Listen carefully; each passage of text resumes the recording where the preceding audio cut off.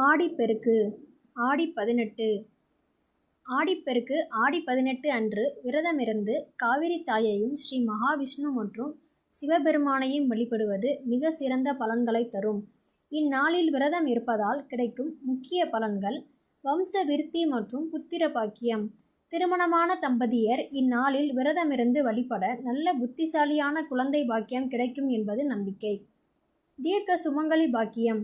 திருமணமான பெண்கள் தங்கள் கணவரின் ஆயுள் கூடுவதற்கும் ஆரோக்கியமான வாழ்விற்கும் ஆற்றங்கரையிலோ அல்லது வீட்டிலோ மஞ்சள், குங்குமம், தாலி கயிறு மாற்றி சிறப்பு வழிபாடு செய்வார்கள். இதனால் சுமங்கலி பாக்கியம் நிலைக்கும். சீக்கிரமே திருமணம் கைகூடும். திருமண வயதில் இருக்கும் கன்னியர்கள் மற்றும் காளைகள் இந்நாளில் விரதமிருந்து வழிபட தடைகள் நீங்கி நல்ல வரன் அமையும். செல்வமும் தொழில் பெருகும்.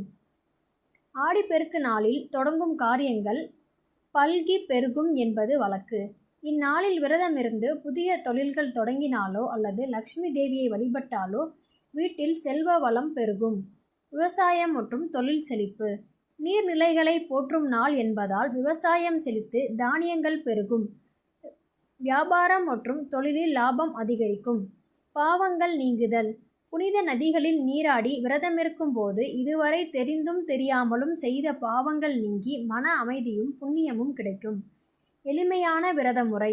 ஆடிப்பெருக்கு அன்று அதிகாலையில் நீராடி வீட்டில் விளக்கேற்றி நீர்நிலைகள் அல்லது பூஜை அறையில் சர்க்கரை பொங்கல், சித்தரன்னங்கள், எலுமிச்சை சாதம், தயிர் சாதம் போன்றவை படைத்து இறைவனை வழிபடலாம். நாள் முழுவதும் சாத்வீக உணவை உட்கொண்டோ அல்லது பகுதி நேர விரதமாகவோ இருந்து மாலையில் பூஜையை நிறைவு செய்யலாம். ஆடிப்பெருக்கு நாளில் செய்யப்படும் தான தர்மங்களும் வழிபாடுகளும் பல மடங்கு நன்மைகளை தரும்.